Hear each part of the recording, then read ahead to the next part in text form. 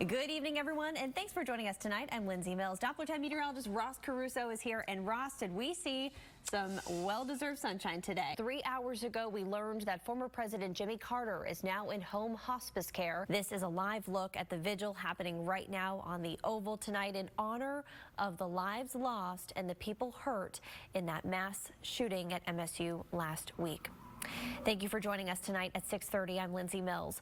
2 of the 3 students who lost their lives in that shooting have already been laid to rest. That young girl is safe tonight, and Anna Moser is back behind bars. It's been 1 week since it happened, spilling toxic chemicals and forcing families to evacuate their homes.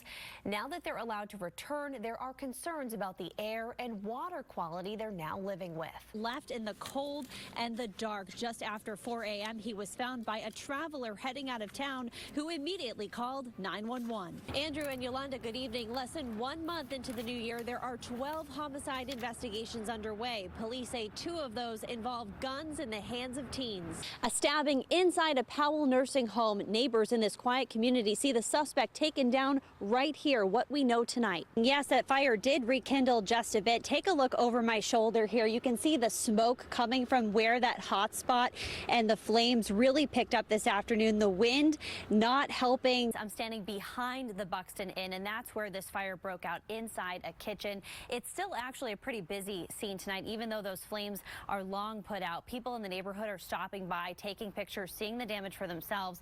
And also the workers have been on scene here all day, clearing out what they can. You can hear the fans working. It's day 4 of the cleanup after a pipe burst on Christmas. Take a look at this. There was lots of flooding, and you can even see how high the water came up. Yolanda and Andrew, it's the evening commute right now, and you can see behind me how busy this stretch of road is. This is the intersection where police say a 4-year-old lost their life. Now neighbors say they're demanding change. A purple basket that was supposed to be filled with candy. Instead, I heard the impact. A neighbor stops by to pick it up from the side of the road. A neighbor who called 911. Sad situation. Larry Rogers says he wanted to find the family and return the basket, hoping the child would pull through. It's a dangerous intersection. I've seen a lot of close calls right here. This crosswalk connecting 2 residential neighborhoods is where police say a 4-year-old crossing the street with an adult was hit by a truck and later died at the hospital. 4-year-old, it hurts. Got killed. Neighbors say the flashing light at this crosswalk doesn't cut it. They need a traffic light, not a flashing light. They fly down this street. A flashing light won't make them take notice. They'll ignore it. We'll push the button. The lights are flashing. We've had cars slow down. No one has stopped. Let's see, he's slowing down. Is he going to stop? Yep. Okay, thank you. Now the other side. Are they going to stop? Okay.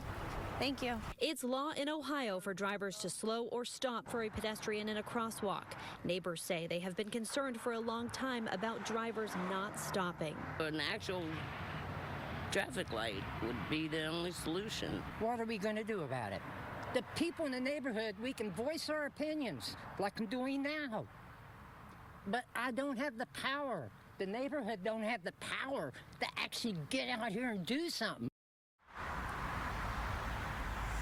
Now, the speed limit on this road is 45 miles per hour. It's unclear tonight if that driver will face any charges. And for those neighbors who are asking a place to go to report the need for a traffic light here, the best place to start, the city says, is to utilize its 311 service.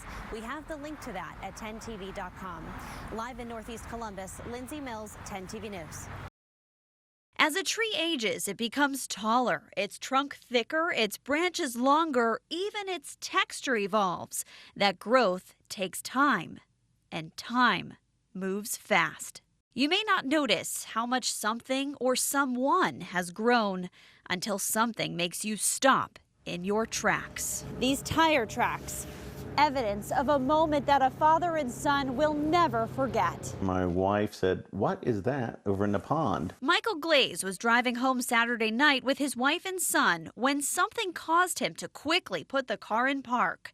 They saw a car's taillights sticking out of a retention pond. The SUV was starting to go under. The front of it was underwater, but the back was still held up, bobbing. At the same time, without hesitation, Michael and his son Jacob got in and swam to the car.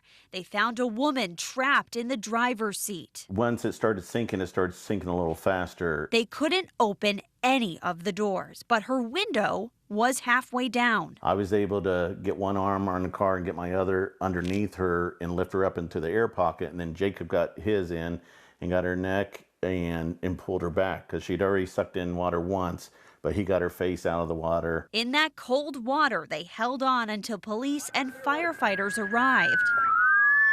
Here, go. Tying a rope around a tree, they rushed in, taking over for Michael and Jacob. Body camera video shows a struggle to get the door open, then suddenly it does, and they pull the woman from the vehicle and out of the water.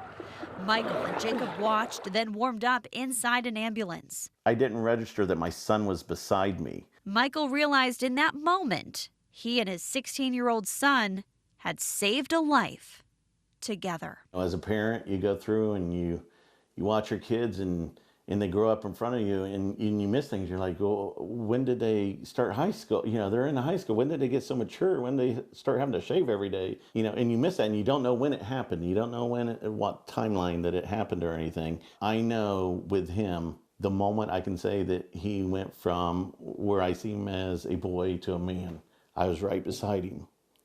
And I'm so proud of him. Thank you, Dad. In Grove City, Lindsey Mills, 10 TV News.